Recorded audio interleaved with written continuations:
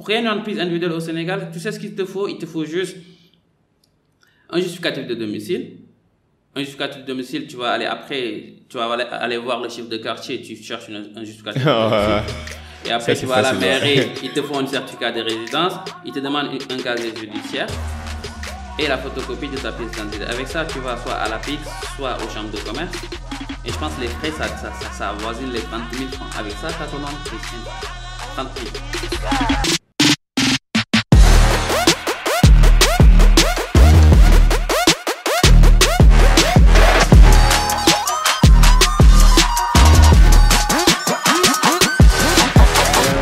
Bonsoir à tous et à toutes, j'espère que vous allez bien. Ici your boy Habib Sall aka Serigne Modou Sall. Bienvenue pour un nouvel épisode du Cercle d'Influence Podcast, votre cercle qui s'inspire à inspirer avant d'expirer. Nous recevons aujourd'hui mon cher Malaye Ndao, qui est un auditeur, un consultant et surtout fondateur de MN Pro Company, un cabinet de conseil en management, en création d'entreprises et gestion de projets. Malaye, bienvenue au cercle. Bonjour, bien, merci beaucoup Habib, merci pour l'invitation. Le plaisir est pour moi. Pour les gens qui nous écoutent, est-ce que tu peux nous parler brièvement de ton parcours, de ce que tu fais dans la vie, de manière succincte, avant qu'on entre dans le vif du sujet? Alors, pour ma présentation, je m'appelle Malaye Ndao, j'ai 32 ans. Je suis le directeur général de MN Pro Company. Donc, mon parcours, un parcours un peu atypique. Alors, j'ai eu le bac au lycée Seydina Limamou Moulaye en 2010. Par la suite, j'ai eu une bourse qui m'a permis d'aller à Marseille pour faire mes études. Donc, à Marseille, j'étais à la faculté d'économie appliquée. Donc, où j'ai fait une licence en management comptable financier. Par la suite, j'ai fait un master en comptabilité contrôle audit. Et voilà, après à Marseille, les études terminées, j'ai eu des expériences. J'ai eu une première expérience à la BNP Paribas comme analyste financier. J'ai aussi une expérience dans un cabinet d'expertise comptable à AGFEC Marseille. Par la suite, j'ai travaillé à la direction des impôts de Marseille. Voilà, après ça, un bon jour, en décembre 2018, j'ai pris mon courage à deux mains et je suis rentré définitivement au Sénégal. Voilà. Ah, difficilement. Pourquoi non, difficilement? pourtant pas difficilement. C'était bien réfléchi. C'était un projet qui était ficelé depuis le début. À la base, en fait, je te dis, à la base, moi, je m'étais dit, en fait, je pars en France pour mes études, je finis, je rentre chez moi. Ça, c'était le projet. Alors, tu sais, déjà, je reviens sur le choix de Marseille. Moi, je suis un fervent supporter de l'OM. Ça se voit. Voilà. Donc, quand j'ai eu le bac, j'ai été accepté à Paris, Toulouse et Marseille. Donc, le choix, il était vite fait, en fait. Donc, j'ai choisi Marseille. Et voilà, donc après, Marseille, c'est une ville que j'aime. C'est une ville que je connais. Je te dis que je connais mieux Marseille que même Dakar. Ah, ok. Voilà, donc après, c'est comme tout patriote, moi, j'avais cette fibre patriotique que je me disais que dès que je finis, je rentre au Sénégal. Donc après, tu sais, l'homme dispose, Dieu dispose, comme on dit. Donc, l'homme veut, Dieu dispose. Donc, après, j'ai eu une petite expérience à Marseille. J'étais tenté par ça. Bon, quand j'ai fini, je me suis dit, bon, là, un bon jour, je me suis réveillé. J'ai dit, bon, franchement, là, je rentre au Sénégal, quoi. Voilà, je suis rentré. Je vois. Et c'est bien qu'on en parle parce que j'aimerais comprendre comment était ton retour au Sénégal. Du genre, j'ai vu que aussi tu as fait une formation, un séminaire un petit peu pour aider les repas ou les gens qui veulent s'installer. De manière générale, avec les séminaires, les gens que tu as rencontrés et aussi ton expérience personnelle, comment était en fait est-ce que tu as un retour d'expérience à nous partager, des conseils ou bien des outils qui peuvent aider les gens qui veulent revenir et investir ou se lancer dans l'entrepreneuriat ou même juste se réconcilier avec leurs origines, quoi? Bon, déjà, parler du retour, parce qu'il y a beaucoup de gens comme toi et moi qui sont actuellement en France, qui tout ce qu'ils veulent, qui ont cette volonté de rentrer au Sénégal. Eux, déjà, ils se posent beaucoup de questions. Comment ça va être? Qui ont des projets et ils savent pas par où démarrer. Ça, c'est quelque chose aussi. Il y a d'autres personnes qui sont pas dans le domaine entrepreneurial, qui veulent juste rentrer au Sénégal et trouver un travail. Et ils se posent mille questions aussi, ces gens-là. Donc, à ces gens, je leur dis que je veux d'abord répondre à ces personnes-là, leur dire que de ne pas avoir peur. Le retour, certes, ça se prépare en fait. Ça se prépare. Faut pas rentrer du jour au lendemain. Parce que le Sénégal, il a ses réalités. Nous, on a eu la chance de rester en France, de faire nos études là-bas, d'avoir un travail, tout ça. Donc, quand tu reviens au Sénégal, le Sénégal aussi, il a ses réalités. C'est pourquoi beaucoup de gens, ils rentrent, ils restent 2 mois, 3 mois, ils se disent non, ça c'est pas pour moi, ils repartent. Ça, c'est pas la bonne méthode. Il faut rester. Ça va être dur le début, mais après, on finira pour trouver le bout du tunnel. Aussi, avec un projet entrepreneurial aussi, le début, c'est pas du tout difficile. Parce que tu découvres un autre environnement.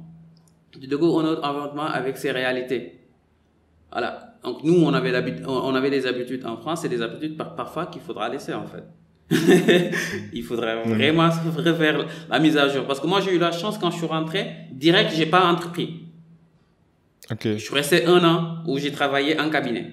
Et j'ai eu la chance dans la famille, je suis né dans une famille de comptables où j'ai mon oncle mon défunt oncle. Je profite de cette occasion pour le rendre hommage et le remercier pour tout ce qu'il a fait pour moi. En fait, c'est mon mentor, on va dire. Donc lui, il est expert comptable.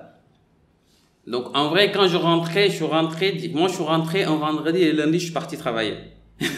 Ah super, ah, c'était bien organisé quoi. Ouais. Voilà, donc j'ai fait 1 an avec lui parce que le deal c'était ça. Il m'avait dit écoute petit, parce que voilà, c'est vraiment quelqu'un avec qui j'ai tout partagé, qui m'a formé dans tout ce que j'ai fait.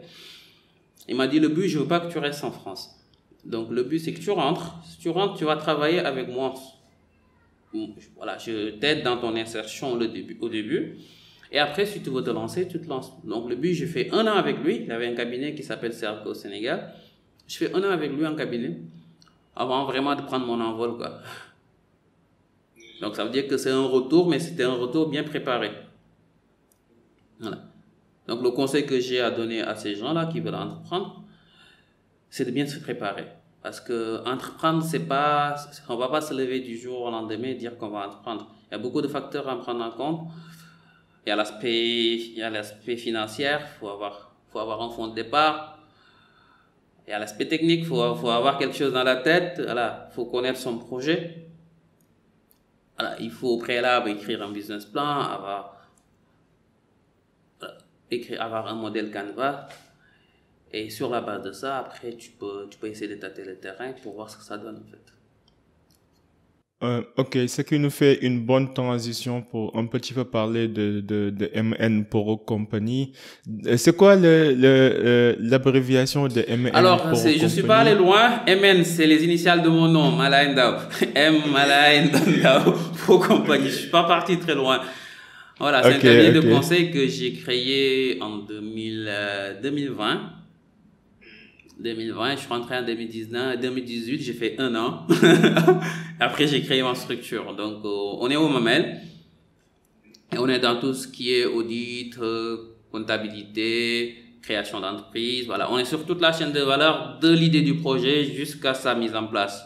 L'idée du projet, rédaction business plan, tous ces détails, la création d'entreprise et après l'accompagnement après. Ok, je vois. Est-ce que tu peux un petit peu donner quels sont les pièges à éviter quand il s'agit de créer, par exemple, son entreprise? Je sais qu'il y a plusieurs statuts juridiques, sociaux, fiscaux, et pour un débutant, ça peut être compliqué. Et bon, toi, d'après ton expérience, voilà, déjà le choix de la structure que tu vas utiliser, parce qu'en fait, au Sénégal, il y a beaucoup de gens qui sont dans l'informel. C'est-à-dire qu'ils entreprennent, mais ils ont aucune valeur juridique, en fait. C'est-à-dire qu'ils n'ont pas de papier, ils n'ont pas de NINEA, ils n'ont pas de reçu de commerce, rien. Déjà, pour un jeune qui veut commencer, qui veut se lancer dans l'entrepreneuriat, c'est simple, hein. Il peut commencer par une entreprise individuelle. Côté fiscalité, c'est pas très contraignant. Et déjà, créer une entreprise individuelle au Sénégal, ça coûte pas cher, hein. Ça coûte à peu près combien? Alors, approximativement, si tu te fais accompagner, ça peut être cher, mais moi, aux jeunes, je leur dis que ils peuvent aller à l'information. Pour créer une entreprise individuelle au Sénégal, tu sais ce qu'il te faut? Il te faut juste un justificatif de domicile, un justificatif de domicile, tu vas aller après, tu vas aller voir le chef de quartier, tu cherches un justificatif de domicile. Et après, Ça, tu c'est vas à la facile. mairie, ils te font un certificat de résidence, ils te demandent un casier judiciaire et la photocopie de ta pièce d'identité. Avec ça, tu vas soit à la PIX, soit aux chambres de commerce. Et je pense que les frais, ça avoisine les 30 000 francs. Avec ça, tu as ton entreprise individuelle. 30 000. Super. C'est pas du tout cher, quoi. C'est pas tout cher. Tu as ton INEA, tu as ton reçu de commerce. Et avec ça, tu peux aller ouvrir un compte bancaire au nom de la société, faire ton tampon. Et après, commencer à démarrer. Et démarrer. Déjà, tu démarres avec ça pour tâter le terrain, pour voir vraiment si ton idée y plaît. Voilà, si tu arrives à te faire des clients, tout ça. Et quand ça commence à prendre maintenant, et que vraiment, parce que avec une entreprise individuelle, il y a un peu des risques, parce que en fait, je t'explique, avec une entreprise individuelle, la responsabilité du dirigeant n'est pas liée que aux apports, en fait. C'est-à-dire que je m'explique, c'est-à-dire qu'en cas de faillite ou en cas de problème, on peut te poursuivre jusqu'à tes propres biens. Ah ouais, ok. Tu peux pas déclarer faillite, quoi. Tu peux pas. Mais même si tu déclares faillite, et que tu dois de l'argent à quelqu'un, supposons, je sais pas moi, tu avais gagé quelque chose, ou je sais pas moi, ils peuvent te poursuivre jusqu'à tes propres biens. Si tu as une maison, ils peuvent te poursuivre sur ça. Donc, un entreprise individuelle, moi je me dis que ça sert juste à commencer. Voilà, pour voir ce que ça donne, si vraiment voir que ton idée y prend, hein, et que ça, voilà. Même si je me trompe pas aussi en termes de chiffre d'affaires, je pense qu'il y a un montant limite. En termes de chiffre d'affaires, il y a un montant qu'il faut pas dépasser. Au-delà, tu es obligé de passer dans une autre structure comme une SUARL. Après, SUARL, SARL, SUARL, c'est une société unipersonnelle à responsabilité limitée, c'est-à-dire que c'est une SARL avec un seul associé. Moi, c'est ce que j'ai à MN Pro, où tu passes à une SARL où tu as un associé, où vous êtes 2, 3, voilà quoi. Okay. Après, ce qui est bien, c'est que dans une entreprise individuelle, même si tu n'as pas d'argent, c'est-à-dire que quand tu commences, il n'y a pas un capital de départ qui est obligatoire. Ce qui n'est pas le cas pour une SARL ou un SA ou autre. Voilà. Après, donc, pour un SAR ou SUARL, il faut un capital social, quoi. Il faut un capital social. Voilà. Pour créer ça, tu es obligé de passer par un notaire, voilà quoi. Où il y a des statuts qui sont rédigés, tout ça. Et en termes de fiscalité, d'imposition, c'est... En termes de fiscalité, c'est le réel normal, hein. Tu factures la TVA et tu as l'IS, l'impôt sur les sociétés à payer. Avec tout ce qui est celle sur la TVA, tout ça, quoi. Est-ce qu'à part ces trois statuts juridiques, il y en a d'autres, en fait, en fonction des circonstances que l'entrepreneur peut rencontrer? Donc, si je comprends bien, pour un débutant, mieux vaut passer par une entreprise individuelle au fur et à mesure que votre idée, en fait, commence à se matérialiser. Après, pour démarrer, c'est toujours bien de commencer par une entreprise individuelle et après partir sur une SUARL si tu es seul ou une SARL s'il y a plusieurs associés. Après, si le capital il commence à vraiment prendre, on passe sur une SA où voilà, il y a un conseil d'administration, tous ces trucs-là, quoi. Ok, super. L'autre chose, c'est dans le cadre de votre mission d'entreprise, vous accompagnez des projets, vous accompagnez les porteurs de projets sous forme d'incubation, de l'idéation jusqu'à même la phase de développement. Quels sont les types de projets que vous accompagnez?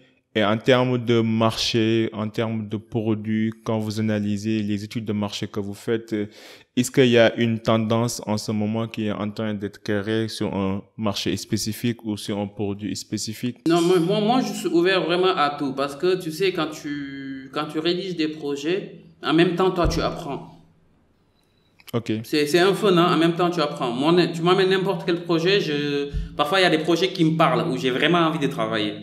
Et récemment, j'ai écrit un projet pour une groupe de presse qui va bientôt se lancer. Bon, je me tairai le nom parce que j'ai pas, voilà. Oui, je suis d'accord. mais vraiment, c'est un projet qui me tenait à cœur, que j'ai eu à écrire, qui me tenait vraiment à cœur, quoi. Parce que voilà, j'ai vu ce qu'ils veulent faire et c'était vraiment super intéressant. Après, j'ai rédigé des projets pour des tailleurs. J'ai eu récemment à écrire un projet pour un tailleur voilà, c'est le tailleur du peuple, comment on l'appelle, Omar. C'est le tailleur de Macky Sall. Et voilà, il ok. voulait se lancer dans il voulait lancer le numérique dans le textile. Donc, je lui ai écrit un projet par rapport à ça. Après, il y a souvent aussi des projets agro qu'on écrit. Voilà, quoi. Donc, vraiment ouvert à tout. Et récemment, j'ai écrit un projet sur les VTC. Tu sais, au Sénégal, là, il y a les VTC qui sont venus à l'image de Itch, Yango, Yassir, tous ces trucs-là. Ouais. Tu sais, maintenant, au Sénégal, c'est devenu quelque chose, hein. Oui. Et ça, par contre, ça m'a surpris. Franchement, j'aurais jamais cru que ça pourrait marcher au Sénégal. Non, mais, et puis, ça marche super bien. Ça marche super bien. Moi, personnellement, j'ai investi dessus. Moi, j'ai investi dessus, hein. Yango, je suis parti devenir partenaire de Yango. Ok. Et j'ai investi dessus. Ça marche super bien. Parce que moi, je me disais avec le taux de bancarisation et tout, mais après, il y a les portefeuilles numériques, Orange Money. Écoute, ça marche super bien. Ça marche super bien. Ils ont réussi à cartographier le pays, surtout Dakar, hein. Surtout Dakar, ouais. J'imagine, mais pas dans les régions, ouais. Pas dans les mais régions. là, ils sont en train de s'étendre, hein. Récemment, j'ai vu qu'ils ont envoyé des notes comme quoi ils allaient commencer à faire des trajets Dakar-Saint-Louis, Dakar, voilà. Des voyages interrégionaux, quoi. Voilà. Mais c'est super intéressant parce que pourquoi? Parce qu'avant, à l'habitude, bon, avec l'ère du numérique, tout le monde utilise son téléphone portable. Donc les gens, ils vont plutôt avoir tendance à prendre leur téléphone, commander un Yango qui va venir les rechercher en bas de chez eux et va les amener à un lieu B. En termes de sécurité, ils ont tout. Ils ont le nom du conducteur, son numéro de téléphone, voilà quoi, sa photo, tout ça.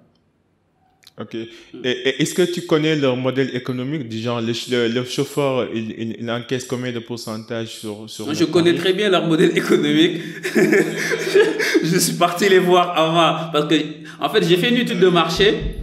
Je t'explique pourquoi j'ai investi là-dessus. J'ai fait une étude de marché. J'ai pris ma propre voiture. Je me suis inscrit sur leur site. Et pendant une semaine, je roulais sur Yango. En dehors de mes horaires de travail, je prenais ma voiture. C'était un fun pour moi le soir. Je prenais des courses, tu vois. Et je parlais aux clients, tu vois. La deuxième semaine, ce que j'ai fait, j'ai posé ma voiture. Je commandais Yango sur mon téléphone. Et ça m'a permis après de faire le recrutement des chauffeurs. Et les chauffeurs, faire une expérience, quoi. J'ai vécu l'expérience avec eux. Les chauffeurs, ils m'expliquaient comment ils travaillaient. Voilà, la journée, qu'est-ce qui se faisait, les problèmes auxquels ils sont confrontés, tous ces trucs-là. Et moi, je notais, tu vois. Et ça m'a permis après, une fois au bureau, de faire mon petit business plan par rapport à ça, de calculer mes rentabilités, patati, l'investissement, combien ça va me coûter, voilà. Et après ça, je me suis dit, allez, c'est bon, je me lasse. C'est ça. Moi, je savais pas qu'ils ont ouvert l'actionnariat. En fait, je savais pas que n'importe qui pourrait investir dedans. Non, n'importe qui. C'est-à-dire que toi, en tant qu'entrepreneur, moi, ça me coûtait rien. C'est quelque chose que j'ai inclus dans MN Pro Company parce qu'en fait, quand je créais MN Pro Company, et c'est le conseil que je donne souvent aux entrepreneurs qui veulent se lancer. Quand tu crées ton entreprise, en fait, il y a ce que tu fais, la base de ce que tu fais. Moi, je suis dans l'audit, dans la comptabilité, tout ça. Mais au-delà de ça, j'ai rajouté autres choses. Donc, j'ai mis tout ce qui est transport, tout ça. Parce que ça va t'éviter après, une fois que tu veux évoluer, en fait, quand tu vas vouloir t'étendre, de ne pas repartir voir le notaire pour qu'il te rechange les statuts, en fait. Oui. De mettre dans les statuts juridiques des activités diverses et diversifiées. Effectivement, voilà. Pour que dans le futur, si tu veux te diversifier, tu n'auras pas besoin à changer de statut ou. Voilà, parce qu'après, c'est rebolo, tu vas encore repartir voir le notaire qui va encore te facturer. Voilà, quoi. Ok. Donc, si je comprends bien, s'il y a un nouveau produit, un nouveau marché qui marche, c'est les VTC, quoi. C'est les transports. Ça marche super bien. Franchement, ça marche super bien. Et puis, c'est pas un investissement lourd. C'est surtout ça. C'est pas un investissement lourd et c'est un investissement où tu vois les fruits au jour le jour. Ok. Maintenant, qu'est-ce qui fait que ça marche? C'est le produit ou c'est le marché ou c'est les deux? En fait, je t'explique, hein, quand tu entreprends, il y a des domaines où on aura toujours besoin de ça. Tout ce qui est agriculture, tout ce qui est alimentation, tout ce qui est transport, les gens, ils ont besoin de se déplacer. Les gens, ils ont besoin de manger. Les gens, ils ont besoin de se vêtir. Ça, c'est des choses primordiales. C'est des besoins premiers, ça marchera toujours. Les Après, besoins physiologiques, quoi. après, le changement, ce sera plus sur le business model ou quoi. Yango, Itch et autres, ils ont compris le marché. Et voilà, je te donne un exemple. Yango, il prend 15% sur chaque course que le chauffeur, il fait. Voilà, supposons, je te donne un exemple. Le chauffeur, il facture 1000 francs. Une course, Yango, il a 150 francs dessus. Donc, on calcule le nombre de courses que tu fais dans la journée et le nombre de voitures qui roulent. En termes de gains, c'est beaucoup. Et pour l'instant, il y a Yango, il y a Yassir aussi. Il y a Yango, il y a Yassir et il y a Itch. Et ils sont en train de se diversifier. Yassir, ils font même tout ce qui est livraison. Tu veux commander, c'est comme Uber Eats. Yassir, ils font comme Uber Eats. Uber Eats, ouais. Voilà. Yango, ils sont pas encore dans ça. Yango, ils sont que dans le transport et les livreurs et la livraison, les coursiers. Mais Yassir, eux, ils se sont diversifiés par rapport à la bouffe, tout ça, quoi. Oui, mais en fait, c'est fascinant de voir comment d'un jour au lendemain, un produit peut pénétrer en fait de manière brusque et brutale en marché comme ça, quoi. Parfois, j'ai du mal à comprendre. Est-ce que c'est le produit qui est innovant? Mais c'est sûr, c'est l'innovation, parce qu'en fait, au Sénégal, on avait ce problème-là. Tu vois, tu avais ce problème avec les taxis. Voilà, supposons un étranger qui vient à Dakar, il va aller voir un taximan qui va lui facturer Dakar. Je te donne un exemple, à Dakar, Almadi, il va lui facturer 10 000 francs parce que le gars, il connaît pas. Au moins, ça, avec ça, tu as le prix qui est défini. Voilà, dès que tu commandes, tu sais combien tu vas payer. Tu n'as pas à négocier avec le taximan. Rien du tout. Tu peux payer après par les wallets, tu peux payer par Wave, Orange Money ou autre, tu vois. Il n'y a pas un problème de monnaie, tout ça. C'est le produit qui est bien. Voilà, c'est un besoin qui était là. Ils ont su exploiter ça. Ouais. En même temps, le marché aussi était prêt pour ça. Les gens, ils sont venus au bon moment. Ils sont venus au bon moment. Aujourd'hui, tout le monde a un smartphone. Tout le monde a accès à Internet. Tout le monde a un smartphone. Voilà. Oui, je suis d'accord. Mais comment doit-on subjectivement analyser un projet? Toi, par exemple, parmi les demandes d'accompagnement, les projets que tu reçois avec ton entreprise, parfois j'ai l'impression que les entrepreneurs ont un attachement émotionnel avec leur projet et c'est normal parce que c'est leur bébé. Mais parfois, cet attachement peut aller jusqu'à en fait nourrir même la pertinence. En fait, ce qu'il y a, c'est que moi, c'est ce que je dis aux jeunes. Je leur dis parfois un projet, il peut pas être bancable ou il peut être utopique en fait. C'est-à-dire, ça part d'une idée. Tu pars d'une idée, tu essaies de mettre quelque chose en place. Moi, ça m'est arrivé. Il y a des projets qui marchent pas. Moi, j'ai eu à entreprendre à faire des projets qui n'ont pas marché. Mais dans l'histoire, c'est ce que je me dis en fait. Je me dis que quand on entreprend, on perd jamais. C'est soit on gagne de l'argent, soit on gagne en expérience. En expérience. Voilà. On perd jamais. C'est-à-dire que quand tu fais ton projet, il y a plusieurs facteurs à prendre en compte. Déjà, il y a la faisabilité déjà. Déjà, il y a la faisabilité. C'est-à-dire qu'il faut essayer de répondre à un besoin présent. Ça, c'est important. Il faut vraiment répondre à un besoin présent. Tu sais que tel secteur, ils ont besoin de ça, comme ce qu'a su faire Yango, Itch, tout ça. Ils ont compris que dans le domaine du transport, le Sénégal, il y a un sérieux problème. Ils sont venus, ils se sont lancés. Eux, ils n'ont pas de voiture, hein. Ils ont juste lancé une application de mise en relation des gens. Et ça marche super bien. Après, un projet, c'est au fur et à mesure que tu le ficeles, hein. Avant de trouver le juste milieu, c'est un peu compliqué. De base, tu pars sur un projet. Même la personne qui te rédige un business plan, il part juste sur du prévisionnel. Il pense, voilà, comme on dit, des demrek avec ben gum. C'est l'espoir, quoi. Hein? En même temps, le projet est appelé à évoluer parce que les conditions changent, le marché change. Business, tu seras toujours appelé à la modifier, à la changer. Au début, tu te dis, allez. aussi évoluent, quoi. Voilà, c'est ça. Mais est-ce qu'il y a un cadre réglementaire pour les véhicules comme Hitch, Yassir, pour ce nouveau secteur de marché? Est-ce qu'il y a un cadre réglementaire et comment les taxis, les chauffeurs de taxis traditionnels voient ce projet? Ben, il y a beaucoup de taximans qui sont vraiment contre ce projet et ils se disent que l'État ne devait pas signer des, je sais pas, après des autorisations à Yango, Ish, tout ça. Il y a des taximans qui sont contre. Après, il y a d'autres aussi, voilà, qui sont dedans, parce que les taxis, ils peuvent intégrer Yango, ils peuvent intégrer Itch, hein. Il y a beaucoup de taxis parce que bon, ça leur facilite. Moi, je me dis que ça leur facilite la tâche. Après, c'est mon avis, hein.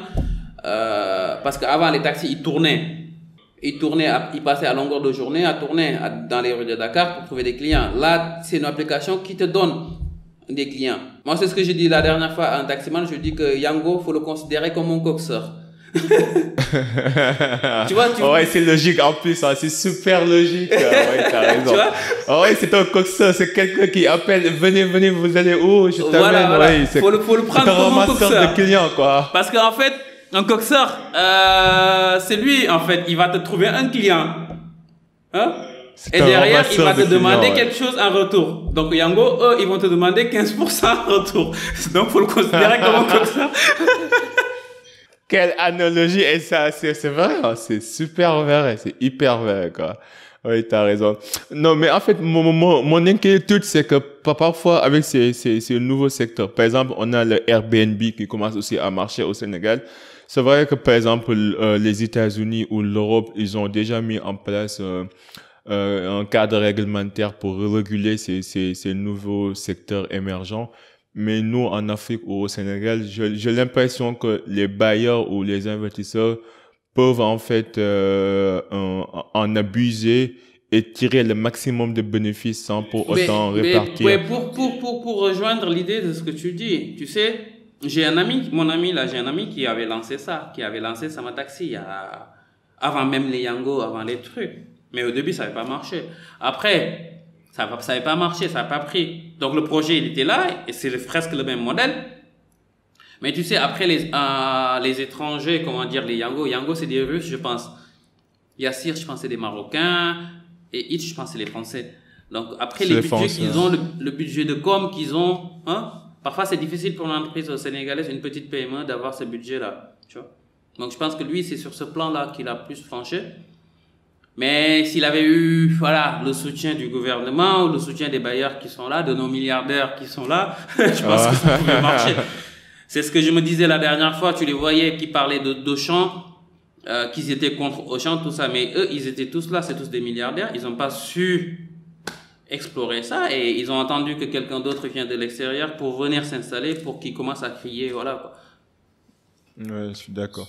Voilà, c'est le cri de cœur que j'ai. Au Sénégal, on a les entrepreneurs qu'on a, les milliardaires qu'on a là, et ça c'est mon avis, hein, et je le défendrai de partout. Ils pensent qu'à investir dans l'immobilier. Ils prennent pas des risques en fait. Et c'est pas l'immobilier qui va employer des gens. C'est plus des trucs industriels qui vont employer des gens. L'autre chose, c'est que l'immobilier, c'est ta raison. L'immobilier, c'est l'investissement principal des Sénégalais et des modes. Sauf que ça crée pas d'emplois, ça génère pas de revenus. Il suffit juste moi je te dis quelque chose, hein. Au Sénégal, les jeunes, ils ont envie de travailler. Ils ont vraiment envie de travailler. C'est-à-dire on n'a pas mis les moyens adéquats pour les permettre de trouver du travail, mais ils ont vraiment envie de travailler. Il suffit juste de parler avec quelques-uns. Maintenant, les mentalités, ils ont changé. Ils ont vraiment envie de travailler. Moi, ça me fend le cœur, en fait. Ça me fait mal, parfois, quand je vois des jeunes. La dernière fois, j'ai fait juste une publication d'une demande de stage. J'ai reçu 40 candidatures, tu vois. Ouais, j'imagine. Je dis vraiment, voilà. Oh, j'avoue. Moi, je comprends. Et ça fait mal, ça fait mal. Ça veut dire qu'ils ont pas, il y en a, ils ont pas la chance. Tu prends quelqu'un, tu sais la chance qu'on a en France.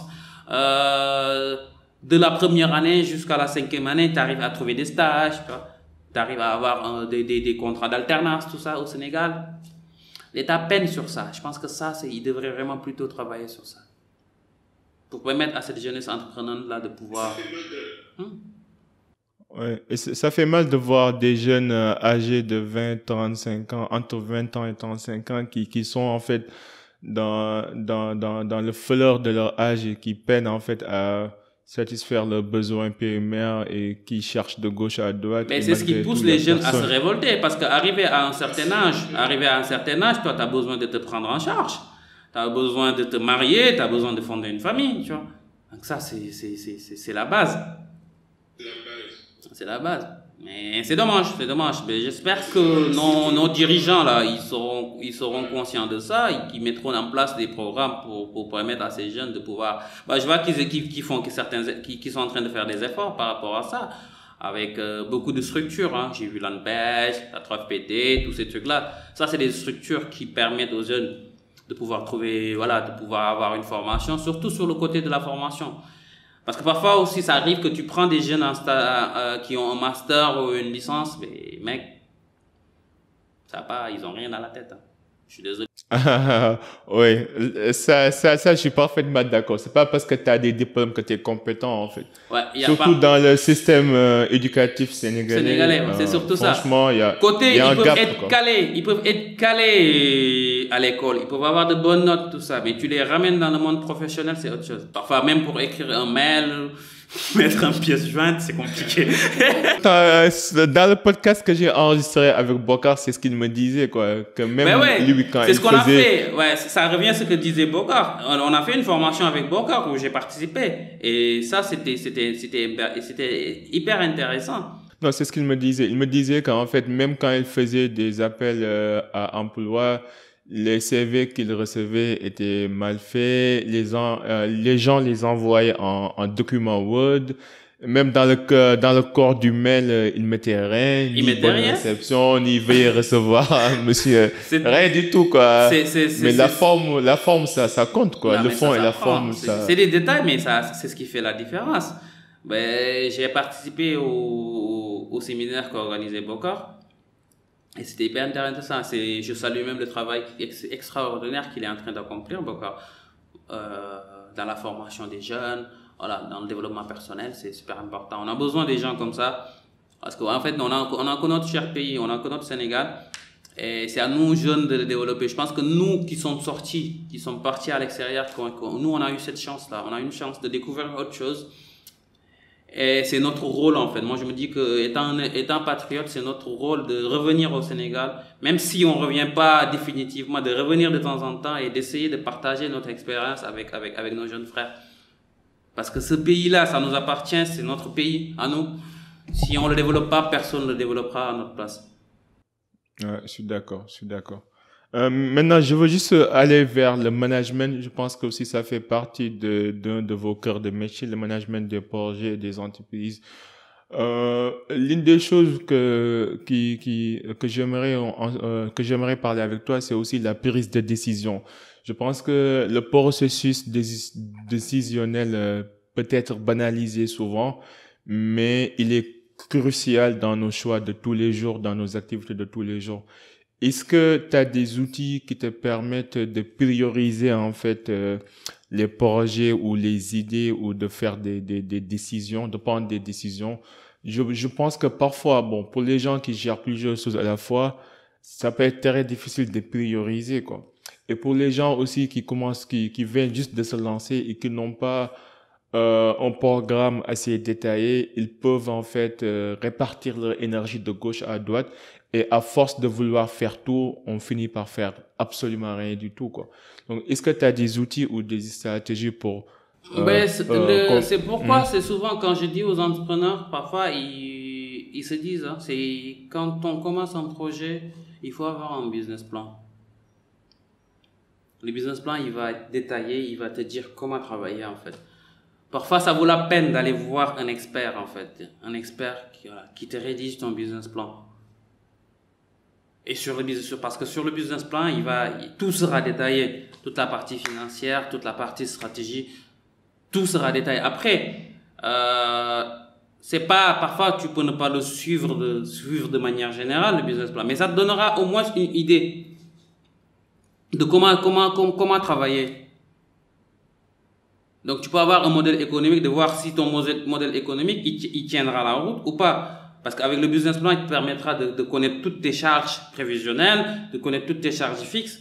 Et sur la base de ça, tu te diras que, alors, moi, ce projet, il sera rentable à partir de temps. À partir de telle année, le projet, il sera rentable. Sur la base des prévisions que j'ai. Ça, le business plan, il te le donne. Il te donne toute ta partie financière, tu calcules, tu auras toujours, même tu sauras même à partir de quand tu auras atteint le seuil de rentabilité, tu auras atteint le chiffre d'affaires qui te permet de ne pas faire le seuil de rentabilité, c'est le chiffre d'affaires qui va, où tu te diras qu'à partir de ce chiffre d'affaires-là, je fais pas de bénéfice, mais je fais pas de perte. Juste à zéro. C'est ce qu'on appelle le point mort, quoi. Le point mort, voilà. Voilà. Donc ça, c'est le business plan qui te permet de ça. Après, des décisions, tu seras toujours appelé à prendre des décisions parce que voilà, d'un mois à l'autre, quand tu vas commencer, tu sauras que, allez, le loyer que tu payes, il est cher, tu pourras pas tenir, tu essaieras de trouver un loyer plus moins cher, voilà. Voilà, le personnel que tu recrutes, tu sauras que voilà, j'aurai besoin de telle personne parce qu'au-delà de ça, je pourrais pas payer les charges. Ça, c'est super important parce qu'en fait, le problème d'un entrepreneur, c'est les charges fixes. Ouais, mais ça, là, ce que tu viens de dire, c'est pas aussi simple que ça, tu vois. En fait, là, tu viens de faire un ordonnancement, un échelonnement de plusieurs activités. Mais en fait, imagine, c'est comme si, dans le cadre de gestion de projet, on dit activité 1, 2, 3, 4, 5. Mais tu peux pas, en fait, sauter activité 1 pour aller directement vers l'activité. Non, tu peux pas. C'est pourquoi, 8. En fait. Donc, c'est un ordonnancement logique. Mais c'est pas donné à tout le monde, en fait. Moi, j'ai vu des amis ou des gens qui ont raté leur projet parce que ils ont voulu sauter trop vite ou ils ont voulu aller trop vite. Tu vois un peu? C'est subtil, mais je ne sais pas comment l'expliquer, mais cette ordonnance-là, c'est pas quelque chose qu'on apprend à l'école. C'est pas quelque chose que tu vas lire dans les livres. C'est plutôt c'est de l'expérience et il y a qu'un mentor ou quelqu'un qui est déjà passé par là. C'est pourquoi je te disais que n'est pas entrepreneur qui veut. Il y a des gens qui veulent entreprendre, mais c'est pas des entrepreneurs. Il y a des gens qui sont faits pour aller travailler à la fin du mois avoir un salaire. Parce que la vie d'un entrepreneur, c'est stressant. C'est très stressant. Limite, moi je me dis que parfois je me dis, écoute, pourquoi ne pas aller trouver un travail, avoir un salaire tranquille. Ouais. Ça c'est des avantages, ça c'est des avantages. Hein. Pourquoi? Parce que étant entrepreneur, t'as pas de jours, tu travailles tous les jours. Tu as ton propre planning. Parce qu'un projet, c'est ton bébé en fait. Alors, c'est quelque chose que tu vas voir grandir, avec qui tu vas grandir. Alors, il va tomber, hein? Tu vas te relever. Parfois, tu vois. C'est un bébé. Hein. Parfois, tu vas te dire, allez, ça vaut pas la peine, tu veux lâcher. Mais tu te dis que tout le temps que j'ai perdu, en fait, à mettre ça en place, c'est pas le moment de lâcher, en fait. Et parfois, quand ça t'a cette détermination et t'as au fond de toi quelque chose qui te dit que, Malaï, vas-y. Si des gens sont parvenus à le faire, pourquoi pas toi? Voilà, parce qu'on est né, on a eu tous la chance d'avoir les mêmes facultés. Pourquoi si d'autres personnes ont réussi à réussir dans l'entrepreneuriat, pourquoi pas moi? Après, derrière, il faut pas rester sur ses lauriers, il faut se donner les moyens. Il faut aller apprendre. Il faut se former. Et ça, je pense qu'avec ça, tu pourras commencer à voir un peu les résultats des sacrifices que tu as eu à consentir. Ouais, je suis d'accord. J'ai juste quelques questions personnelles d'introspection pour les gens qui nous écoutent. Histoire de partager un petit peu ton vécu personnel à toi et ton parcours. Est-ce que dans la vie, tu as connu un échec particulier qui t'a marqué et qu'est-ce que tu as appris de cet échec? Un échec particulier. Bon, en fait, cette deuxième partie-là, bon, on va parler de moi, on va parler de ma vie, c'est ça. Ah, ouais, c'est ça. Parce que, en fait, ce que je cherche à faire avec cette partie introspection, c'est juste pour montrer aux gens qui nous écoutent et qui nous regardent que, en fait, on est tous des êtres humains, on n'est pas parfaits, on a connu des hauts et des bas. Parce que parfois, bon, d'habitude, je recevais des gens, on parlait que du côté positif de la vie, alors qu'on sait que la vie c'est fait avec du yin et yang. Et c'est important d'humaniser les choses pour que les gens qui sont actuellement au bas de l'échelle ou bien qui souffrent ou qui sont dans des conditions défavorables puissent comprendre que ces gens-là que vous voyez là, qui sont devenus compétents, qui gagnent leur vie tranquillement, ont eu aussi un passé et qu'avec la persévérance, on peut arriver au sommet, quoi. Qu'il n'y a pas de tabou, c'est le travail paye, quoi. Donc voilà. Donc j'essaie de poser des questions personnelles qui font un petit peu douter, qui font un petit peu réfléchir les invités de manière personnelle pour que les gens derrière puissent comprendre que ah oui, il est juste un être humain comme moi, il n'est pas aussi différent que ça, même s'il est compétent, quoi. Ouais. Et c'est tout à fait normal de partager ça, parce qu'en fait, c'est le moment de dire aux gens que aussi, c'est ce que je disais, que l'avenir, il promet pas la souffrance éternelle. C'est sûr que tous, on a eu à vivre des expériences qui nous ont forgés. Tu sais, quand tu quittes le Sénégal, moi j'ai quitté le Sénégal, j'avais 18 ans. 18 ans, tu pars dans l'inconnu. Je suis arrivé à Marseille. Le début, c'était hyper difficile. À un moment donné, tu te dis que voilà, est-ce que ça vaut la peine, quoi, parce que tu découvres un nouveau pays avec ses exigences, tout ça, c'était pas du tout évident. Et que nous, qui sommes partis, c'est ce que je me disais, on était condamnés à réussir. Parfois, à la fac, c'était hyper difficile de cumuler les études, le travail. Les petits boulots. À côté, il fallait travailler pour pouvoir subvenir à tes besoins, parce que tu peux pas rester là-bas et demander à ta famille au Sénégal de t'envoyer de l'argent. C'était pas possible. Et ça, c'est le quotidien de beaucoup d'étudiants en ce moment qui sont en France. Et il y en a beaucoup. Même, ça se répercute même sur le résultat scolaire. Ça, c'est le moment même de passer ce message. S'il y a des auditeurs qui nous entendent et qui ont des enfants qui sont à l'extérieur, de ne pas leur mettre la pression. Parce que beaucoup, en fait, c'est ce qu'ils pensent. Et surtout, de ne pas leur demander de l'argent. Ben, c'est ce que je dis. Parce que moi, en fait, je l'ai pas dit dans mon parcours. J'étais le président de l'association des étudiants sénégalais d'Aix-Marseille.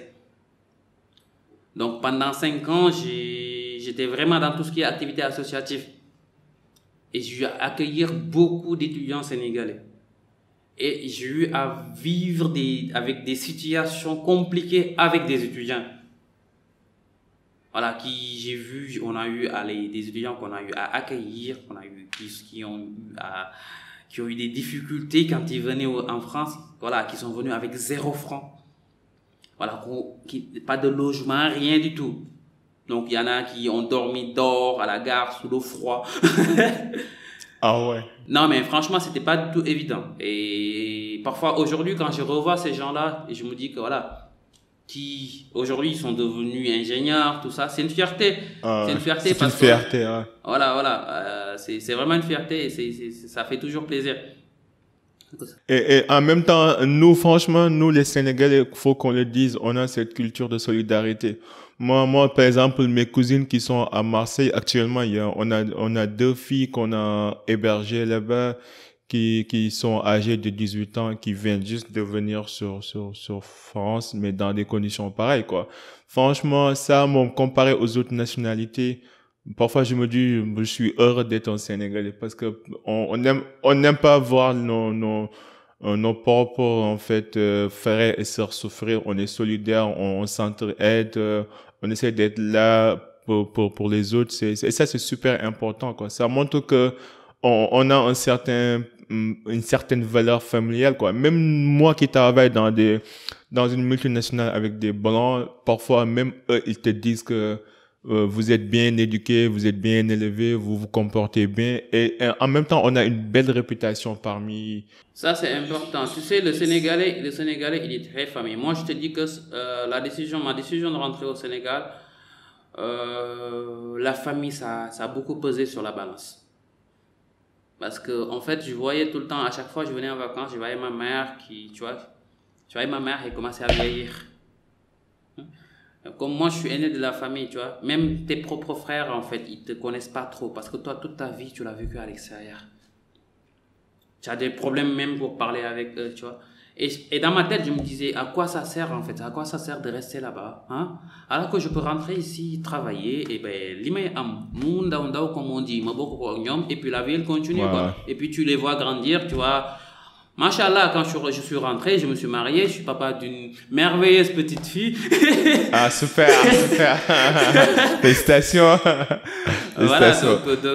et c'est tout à mon honneur, quoi. Donc, c'est ce que je dis, je lance aussi un appel à tous ces gens-là qui sont à l'extérieur, tu vois, qui veulent rentrer. Je leur dis, les gars, rentrez.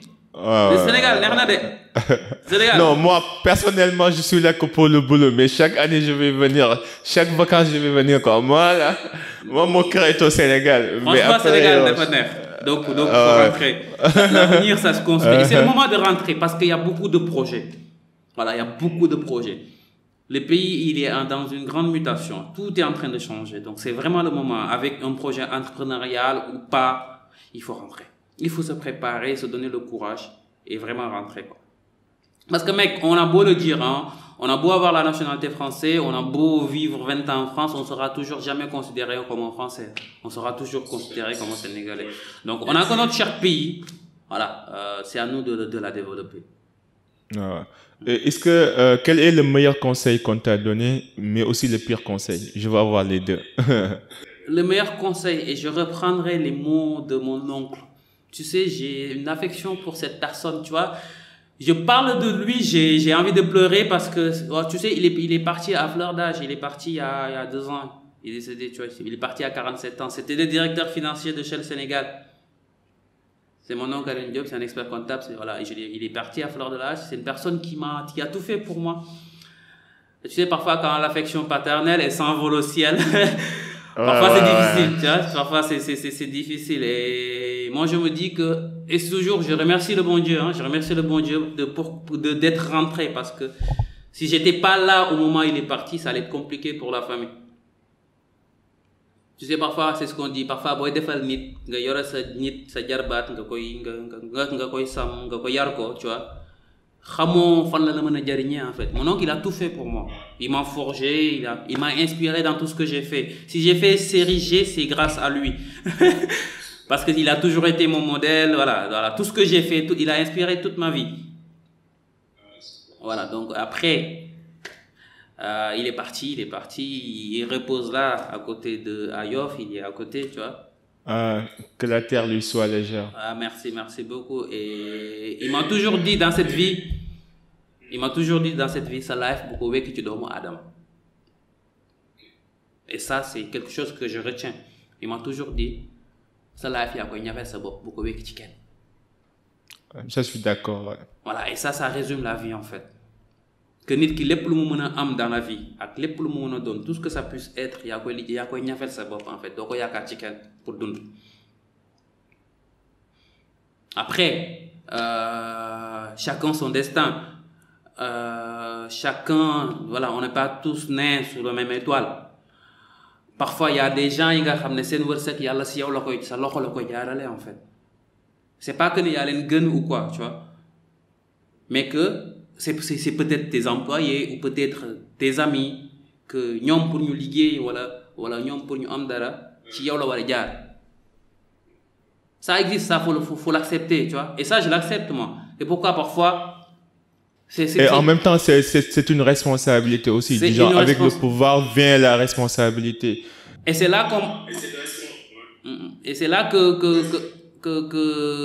que l'entrepreneuriat, c'est ce qui m'a poussé à entreprendre en fait. Je me dis que moi j'ai une chance. La chance que j'ai, c'est que yalla may na ma am xam-xam, ma jang fi ma wara jangé, j'ai eu des parents qui sont instruits, voilà, qui m'ont mis dans des bonnes écoles, qui m'ont accompagné dans tout ce que j'ai fait. Donc j'ai eu la chance d'aller à l'extérieur, de découvrir autre chose et après de rentrer. Donc j'aurais pu rester en France, franchement, j'avais mon salaire, j'avais tout pour rester là-bas.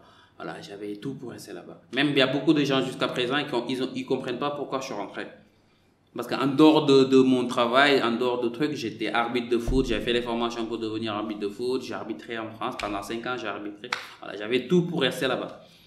Mais je m'étais dit que alors, rester là-bas, c'est moi. C'est-à-dire que je vais être bien. Man ak sama jabar, ak sama dom et ma famille, c'est tout.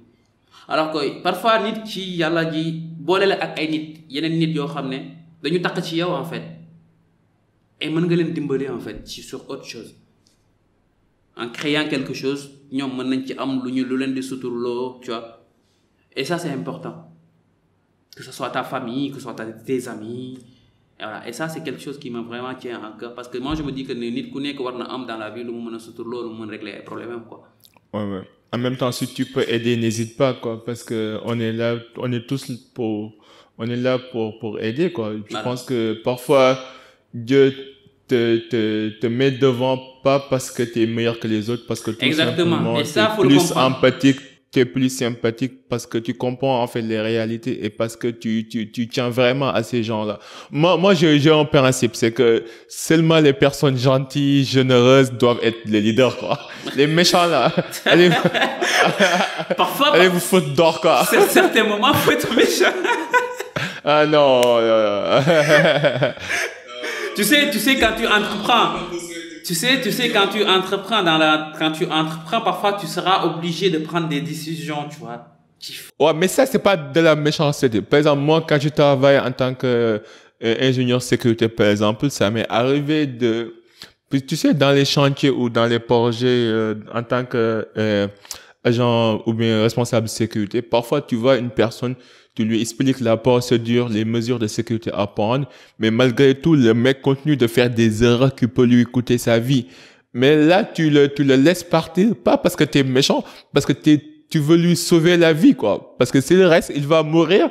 Donc, mieux vaut que je te laisse vivre et que sans salaire et que tu puisses chercher ailleurs où tu pourrais continuer à vivre comme tu veux, de manière indisciplinée, mais tu vas pas mourir, en fait, sous ma responsabilité. Non, mais ça, c'est pas être méchanceté, non. Ça, c'est voir, en fait, c'est anticiper, voir le mal avant que ça puisse arriver et puis d'aider la personne, quoi. Même si au moment T, à l'instant T, pour lui, t'es un méchant, tu veux lui couper son salaire. Mais non, je te sauve, mon gars, je te sauve.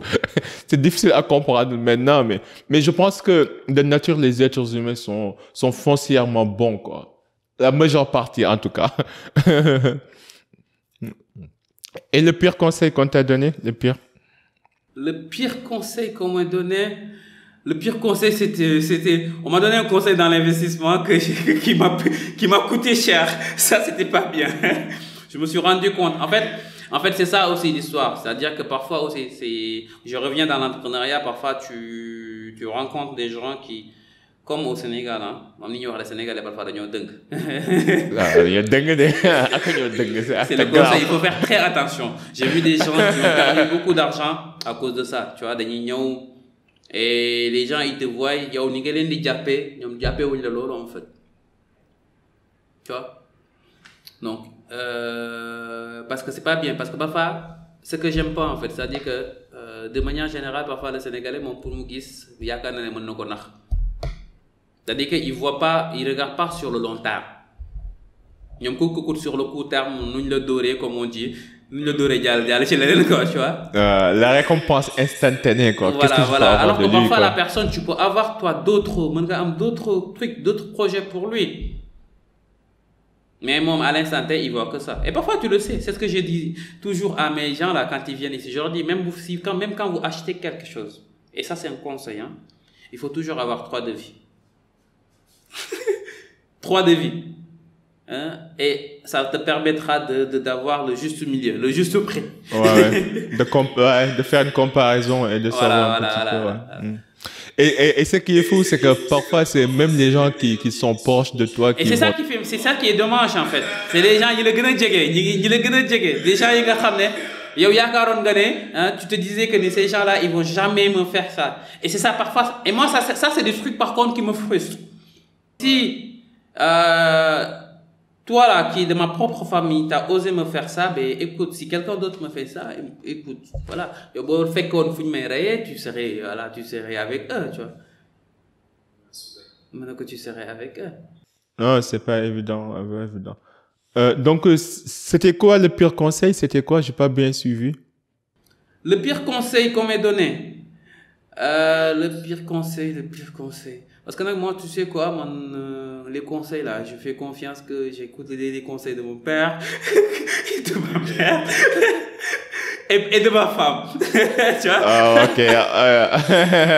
Ouais, et eux, je pense ils me donnent que de bons conseils. Tu vois? Ah, je suis d'accord. Ouais, et ouais, là, ça, j'avoue, ouais. Et quelle est la plus grande leçon de ta vie, quoi? Ma plus grande leçon de ma vie, la plus grande leçon de ma vie, c'est qu'il faut jamais remettre à demain ce qu'on peut faire maintenant. Ça, je l'ai compris. Et écoute, Laura définit que tout ce qu'il doit faire, il doit le faire. Donc, en fait, faut jamais attendre, en fait. Faut vivre le présent. L'instant présent, faut le vivre. Parce qu'on ne sait pas ce que sera fait demain, en fait. J'ai eu à vivre des moments très sombres dans ma vie ici au Sénégal, hein, surtout le décès de mon oncle, ça m'a beaucoup impacté. Parce que quand tu as l'habitude depuis ta naissance de côtoyer quelqu'un et que du jour au lendemain tu le vois pas, tu perds des repères. Lui, j'ai perdu des repères avec lui. Mais j'avais ce truc, parce qu'en fait, il m'a formé à tout sauf à sa perte, tu vois. Et ça se prépare pas. C'était la première fois que j'étais confronté à ça. Parce que moi, mec, avant, même dans les cimetières, j'entrais pas dans les cimetières. J'avais peur des cimetières, tu vois. Et du jour au lendemain, tac, tu es obligé de vivre. J'ai vécu des choses qui m'ont beaucoup forgé, par contre. Hein. Où je me dis que maintenant, Aduna Bedara Safatouma, en fait. Je me dis que j'ai déjà vu tout. Hein. Et que l'union dans la vie, je le prendrai avec, je le prendrai comme c'est, tu vois. Fais le bien, je fais le bien autour de moi. Hein, comme me le je l'aide. Hein, et je suis focus sur mes projets. Et puis voilà quoi, je dois vivre au quotidien. Tu vois, l'union m'a ramené l'oula ya la def et que l'oula m'a ramené, ça devait m'arriver. Et puis la vie continue quoi. Ouais, moi aussi, j'ai eu le même déclic quand j'ai perdu ma grand-mère. Ouais. Et c'était la première fois aussi. C'était en 2015 que je rentrais dans une cimetière. Mais j'avoue que tu te dis, bon, cette vie-là n'est pas réelle. Non, mais quoi. On est dans une fiction absolue, quoi. Moi, je te dis que j'habite derrière les cimetières maintenant. Ah ouais, ok. Pour te rappeler que cette vie est vaine, quoi. Voilà, parce que quand je l'ai perdu, je me suis dit que, allez, je vais habiter à côté, comme ça, moi, ça me permettra, quand je veux aller le voir, d'aller. Et c'est mes moments, et peut-être c'est bizarre, hein, quand j'ai besoin de réfléchir, ou j'ai besoin vraiment d'un petit moment pour moi, je vais là-bas. Je me pose. Non, surtout moi, par exemple, quand je pars à la cimetière de Touba et que tu vois le nombre de personnes qu'on enterre tous les jours, mais tu te dis... mais tu te dis que c'est fini. C'est ce que je me dis. Je me dis que c'est fini. Dans cette vie-là. Ouais, tu vois les gens venir, quoi. Du genre, tu vois les gens venir comme si on était dans un baptême et que les gens venaient pour visiter, quoi. Mais comme, c'est extraordinaire. Mais tu te dis, au même moment que les gens naissent, les gens meurent aussi. Au même rythme, à des rythmes de ouf. Tu te dis, mais on est vraiment dans une fiction absolue, quoi. Cette vie, ça vaut pas la peine, quoi. Tu te dis que cette vie-là... Faut faire du bien autour de nous, hein. Bon, quand je me disais, Nini dirait sur certains détails, je me dis qu'ils ont rien compris, en fait. C'est que, au-delà de la vie, il y a la mort, hein. Et ça fait partie de la vie. Il faut le comprendre. Avant, tu le comprends pas, mais en fait, beaucoup d'undé. C'est là que tu comprends que, voilà, elle en vaut pas la peine, en fait. C'est-à-dire que fais du bien autour de toi. Et puis, vis au quotidien. Voilà, toute situation est appelée à changer. Là, comme je disais, parce que j'ai l'habitude de citer Soprano, maintenant je suis un Marseillais, il dit sur un de ses chansons, il dit que l'avenir ne promet pas la souffrance éternelle. Tout est possible tant que la mort ne t'a pas encore pris sous ses ailes. Donc, vis comme tu peux, voilà, donne-toi les moyens, voilà, que tout est possible en fait dans la vie. Tout est possible. Je suis d'accord. Et une dernière question. Quelle influence aimerais-tu laisser dans ce monde? Quelle inspiration aimerais-tu laisser dans ce monde? Quelle influence j'aimerais laisser autour de moi, c'est inspirer et que les gens se souviennent que cette personne-là, il a été pour la communauté. Moi, je suis très ça. Et là, j'étais là pour les gens que j'ai aidé quand j'ai pu. Voilà. Ça, c'est quelque chose qui me tient à cœur. Voilà. Moi, je veux qu'on vive dans un monde où tout le monde puisse, que tout le monde puisse avoir quelque chose. Que chacun puisse préserver sa dignité humaine. Chacun puisse avoir du travail pour vraiment préserver sa dignité humaine. Parce que ça, c'est important, en fait. C'est important. Ça vraiment, moi, j'y tiens. Je me dis, voilà, je vais laisser cette image. Et surtout pour rajouter à ce que tu viens de dire aussi, de ne pas ôter la dignité des autres, quoi. Ça, c'est important aussi. Voilà. Surtout de ne pas ôter la dignité des autres parce que parfois, tu vois sur des réseaux... Ben, c'est surtout ça, tu vois, aider parce que, du coup, montrer, ça, c'est pas bien, ça, c'est pas bien. Ça, c'est pas du tout. On n'est pas, chacun connaît que sa chance, chacun son destin. Voilà, les gens, ils n'ont pas choisi de naître. Yàlla moo ñu bind ñun ñëpp yemale ñu, tu vois. Ku nekk ci ñun am na lu mu def ci ñun et ku nekk ci ñun am na wërsëg boo war a jot ala kulli yàlla ni nga ko jot. Ouais, c'est ça. Voilà. Aussi nit ku nekk nga gëm sa bopp. Ça c'est important nit da ngay gëm sa bopp. Voilà. Je dis que écoute, ma vie c'est ça. Kenn du ma ko ñafeel maa koy ñafeel sama bopp. Voilà. Et puis tu vas te donner les moyens. Parce que toog rek di xaar wala jël sa vie nga wékk ko ci nit. Limite parfois les gens dañ lay mere ci loo leen defalul, tu vois. Mais parce que tu les as pas aidés, mais t'es pas obligé de les aider. Aider c'est parce que yow yaa koy bëgg. Dimbale nit ki que ça soit ton frère, que ça soit voilà, un ami ou quoi que c'est. Yow yaa koy bëgg dimbale ko. Si tu veux pas, là, de force en fait. Et puis ñëpp yamuñu derrière, tu vois. Donc dans la vie nit ki lu mu la dimbale, c'est ce que je disais la dernière fois un petit man que nit ki lu mu la may ci lu mu la dimbale ci alalam wala ci wërsëgam sant ko nga gërëm ko parce qu'il était pas obligé de le faire. Parce que da nga am ay tànk moom ay tànk nga am bopp moom bopp, tu vois. Voilà. Sa life yaa koy ñafe.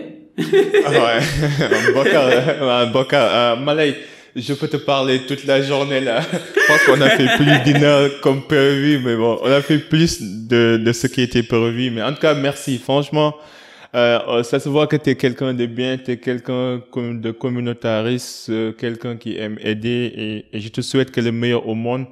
Pour les gens qui nous écoutent, comment les gens pourront entrer en contact avec toi et est-ce que tu as un message particulier à partager, que ce soit tes projets ou tes futurs événements, tes futurs séminaires, comme tu veux.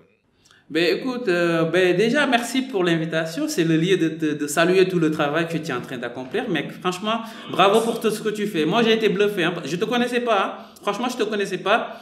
J'ai vraiment été bluffé quand j'ai eu à voir tout ce que tu es en train de faire. Je suis allé m'abonner sur toutes tes pages, hein, podcast, voilà. J'ai vu ce que le travail que tu étais en train de faire. Et je le salue. Parce que nous, soxla nañ ci live bi des gens comme toi qui inspirent, qui prennent de leur temps pour partager leur expérience, pour aller rencontrer des gens, nous donner la parole surtout. Parce qu'on a beaucoup de choses à dire, on a un vécu. Et à travers ta tribune, tu nous permets de partager notre expérience avec nos jeunes frères, avec de la vie, de tout, quoi. Donc, félicitations pour ça. Yàlla defal la jàmm par rapport à ça et que ñu bokk lépp tous tes projets on essaie se réaliser. Allez, tout comme tu as dit, moi je m'appelle Malay Ndao, donc les gens ils peuvent me chercher sur les réseaux. Malay Ndao, xam nga sama tur bi dafa xaw a raar ñu tudd Malay. En même temps t'es un Ndawen quoi, voilà, donc t'es mon cousin à plaisanterie, donc yéen moom ceeb rek ngeen di lekk quoi. dafa xaw a raar moo tax nga téye ma fii nii heure añ jot na instant non, t'es doo añ kon tey moom doo añ quoi. Et puis voilà, notre site web c'est mnprocompagnie.com. Et voilà, bon, j'ai un numéro commercial, c'est 77 598 10 81. Pour les gens qui veulent me contacter, ils peuvent me contacter ou sinon nous contacter sur les réseaux. C'est toutes les personnes qui ont un projet, qui veulent rédiger un business plan, qui veulent se faire accompagner, surtout les gens de la diaspora qui veulent créer leur entreprise, tout ça. Nous, on a la possibilité de leur créer leur entreprise sans qu'ils se déplacent. Donc, ils vont trouver tous leurs documents déjà sur place et après les accompagner sur toute la procédure, quoi. Donc, de toute la chaîne de valeur, de l'idée de création jusqu'à sa mise en place, on est là. Voilà. Non, en tout cas, merci beaucoup. Et pour les gens qui nous écoutent et qui nous regardent, je mettrai tous les liens, sa page Instagram, Facebook, LinkedIn, les liens de son site web dans les show notes comme d'hab. Et n'hésitez pas à contacter Malay. Si vous avez appris ne serait-ce qu'une seule chose dans cet épisode, partagez-le avec nous. discuté avec Malay, découvert son site web, ses activités. Je pense qu'il peut être utile à beaucoup de personnes, surtout à notre communauté composée de jeunes inspirants et de jeunes ambitieux. Comme d'hab, c'est le Cercle d'Influence Podcast. Ici, on s'inspire à inspirer avant d'expirer. À la prochaine. En attendant, soyez uniques, soyez légendaires. Peace and love.